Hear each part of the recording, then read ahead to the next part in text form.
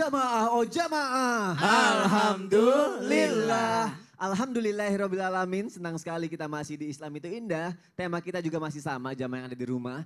Haruskah wanita nyatakan cinta dulu? Langsung aja deh jamaah yang ada di rumah udah pada penasaran nih Ustadz Maulana Saya nih. lebih penasaran. Karena Apa? dari tadi saya mau sampaikan kepada jamaah. Iya, kalau gitu aku ulang lagi ya pertanyaan sama jamaah ya. Boleh. Apakah diperbolehkan ketika orang tua dari pihak wanita yang justru menyatakan cinta sang anak wanita kepada laki-laki? Itu kelanjutannya tadi. Mau jawabannya Ustadz Maulana? Iya, izin Uma, izin sesama. Masya Allah, tabarakallah. Tema hari ini luar biasa. Adalah tema kita tim Islam Tindak. Kalau gara-gara tausiah kita ini tiba-tiba yang nonton tiba-tiba bisa menikah tahun ini. Masya Kita Allah. dapat 1 gunung pahala. Amin ya Allah amin. Nah, ingat kepada orang tua, utamanya orang tua wanita. Dalam hal ini mohon izin saya harus sampaikan wali. Maka walilah yang menikahkan anak perempuannya.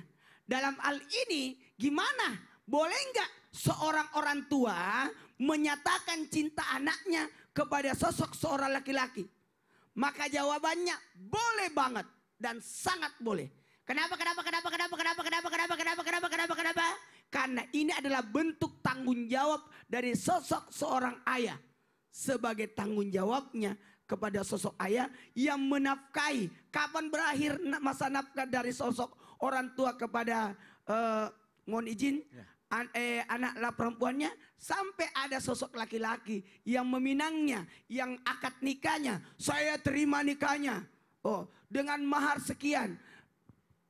Itu langsung berpindah dari wali, dari tanggung jawab orang sosok ayah berpindah kepada sosok suaminya. Itu yang terjadi. Mohon maaf, dan ini adalah bagian bentuk perlindungan. Sekali lagi, melindungi anak perempuan. Ingat, tadi la taqrabuz zina, jangan dekati zina. Makanya Islam tidak ada pacaran. Kalau mau pacaran setelah akad nikah. Contoh Ustaz Sam, pacarannya setelah menikah. Masya Allah. Ya Allah. Manis-manis aja hubungannya ya. Amin. Dan saya tahu perasaannya Ustaz Oki. Kenapa? Saya lihat di TV, semuanya di pesta itu. Saya tahu perasaannya bahagia banget. Susah banget, itu Rich nggak tahu siapa. Masalahnya anak perempuan. Seandainya anak laki gampang, kita langsung lamar aja. Ini kan anak perempuan, harga diri dong. Harga diri dong. Ternyata ada sosok laki-laki. Ini makanya jodoh itu rahasia. Tidak ada yang tahu. Tinggal kita memantaskan diri. Bagaimana kita memperbaiki diri. Bagaimana kita, mohon maaf, sosok walilah yang berperan di sini. Maka bahagian dari perlindungan itu boleh. Dan sosok ayah, mohon maaf, nih ayah yang dimanapun berada, jangan pernah menghalangi pernikahan anak. Kalau memang sudah pantas untuk menikah, ada yang melamarnya, ada yang dia sukai, selesaikan segera. Kenapa? Karena ketika dia melakukan dosa, maka orang tua pun mendapatkan andil dari dosa itu. Karena kenapa? Untuk pernikahan itu, maka sosok ayah boleh untuk melanjutkan ibadah maupun kebaikan. Masya Allah, berarti ini udah dijelasin ya jamaah ada di rumah ya, peran orang tua untuk menikahkan anaknya atau mengenalkan anaknya kepada calonnya lah ya di sini. Boleh, tidak ada masalah. Terima kasih Ustadz Maulana untuk penjelasannya. Lanjut lagi yuk jamaah yang ada di rumah. Ustadz Syam, ada yang minta doa nih Ustadz nih. Tentang apa? Kira-kira dia ngerasa nih cocok dengan seseorang atau pengen dengan seseorang untuk menikah gitu lah si perempuan ini. Doanya ada gak kira-kira untuk didekatkan jalannya, untuk dimudahkan semuanya gitu Ustadz Syam. Subhanallah. Silakan Ustadz. Ustadz Maulana, Umma, Mas Soni serta guru-guru kami yang dimuliakan Allah Subhanahu wa taala, maka doa itu adalah senjata yang paling utama.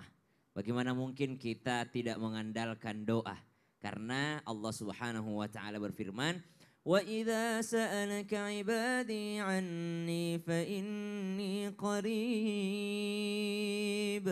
ujibu da'watad da'i idza da'an falyastajibu li wal yu'minu bi la'allahum yarshudun." Ketika hambaku bertanya kepadamu Muhammad, kata Allah Subhanahu wa taala, tentang aku, maka katakanlah aku amatlah dekat dan aku akan menjawab, mengabulkan segala doa dari orang yang berdoa.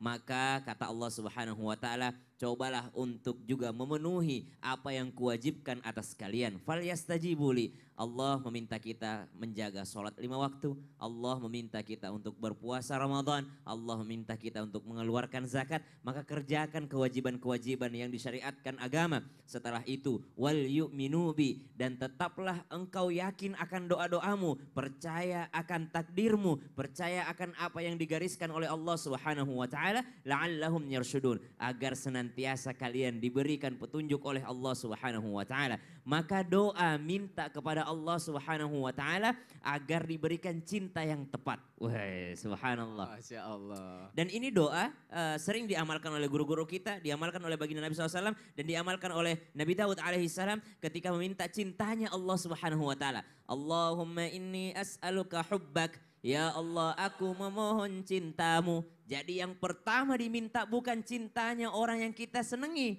Yang kita minta pertama adalah cintanya Allah Subhanahu wa taala. Ya Allah, aku memohon cintamu. Kenapa? Karena yang akan milihin kita tuh Allah. Allah kalau sudah cinta dengan hambanya, apapun yang kita minta Allah akan berikan kepada kita. Allahumma inni as'aluka hubbak wa hubba man yuhibbuk. Dan cintanya orang yang mencintaimu ya Allah. Jangan sampai teman-teman sekalian, jamaah yang dimuliakan Allah Subhanahu wa taala, orang yang kita cintai hanya mencintai diri kita saja.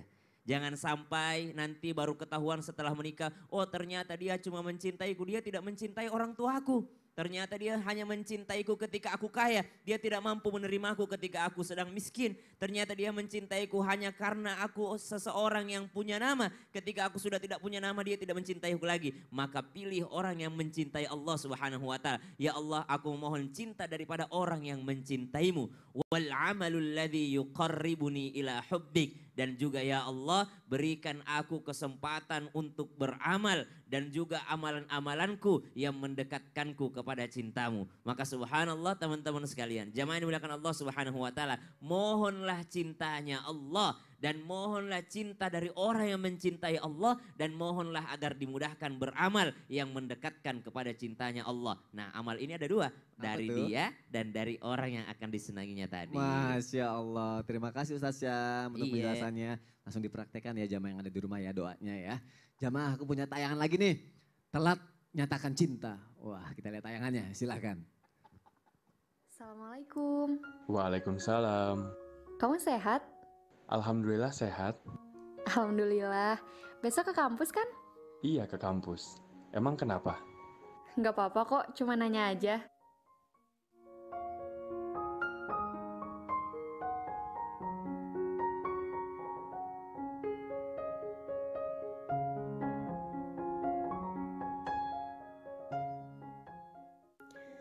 Ya Allah, aku suka sama dia.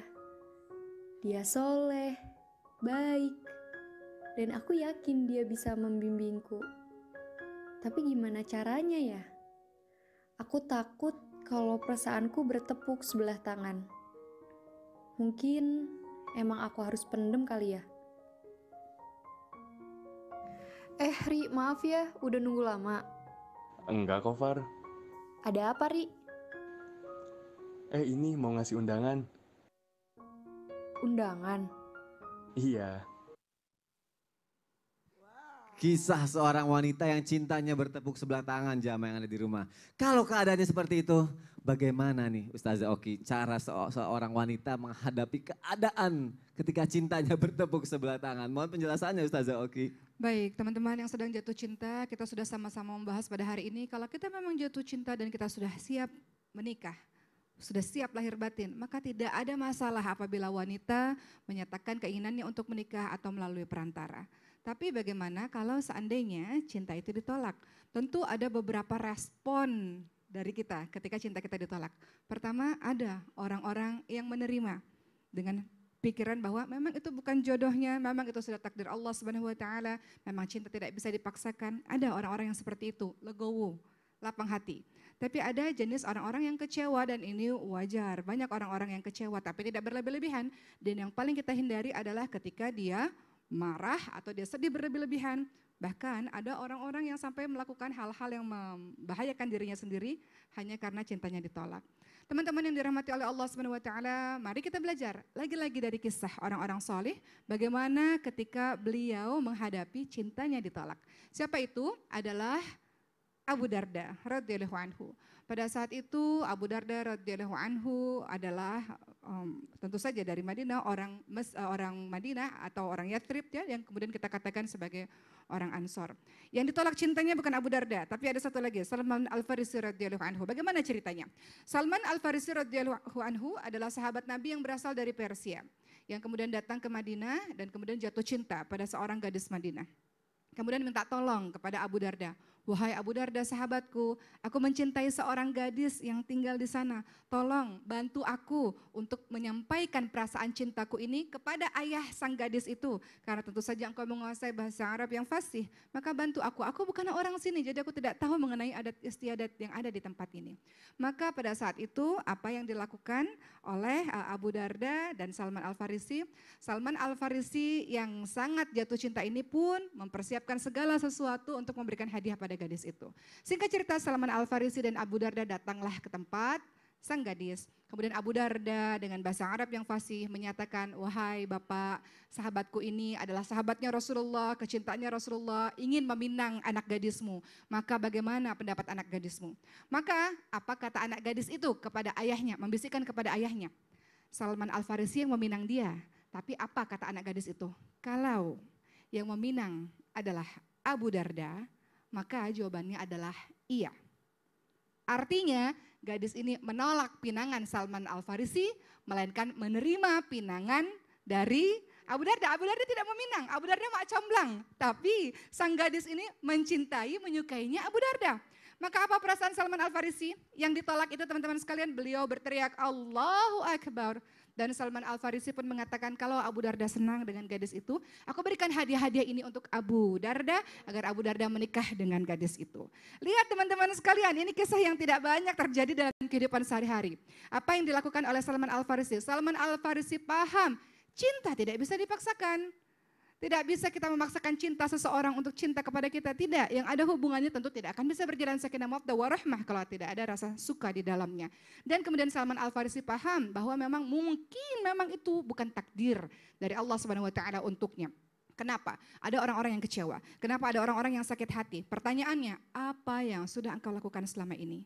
Apakah cintamu itu engkau rawat?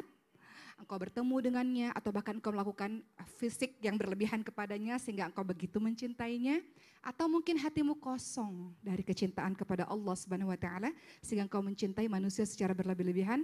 Maka belajarlah dari kisah Salman Al-Farisi. Logowo, memang betul Salman Al-Farisi senang pada gadis itu, tapi cinta tidak bisa dipaksakan. Dan kalaupun tidak berjodoh, tidak apa-apa, insya Allah akan dibagikan, dikasih oleh Allah orang-orang yang juga mencintai kita. Amin ya rabbal alamin. Jazakillah khair Ustazah. Semoga kisah ini bisa menginspirasi kita jamaah yang ada di rumah. Dekatkan diri kita kepada Allah, pantaskan diri kita, semangat ya jamaah yang ada di rumah. Minta hati pasanganmu, jangan lupa minta tangannya juga biar cintanya gak bertepuk sebelah tangan ya. Baik jamaah, setelah ini aku akan membacakan pertanyaan yang sudah masuk ke media sosial. Islam itu indah, jangan kemana-mana, tetap di Islam itu indah. Jamaah, oh jamaah, alhamdulillah. Jadi minta tangannya, supaya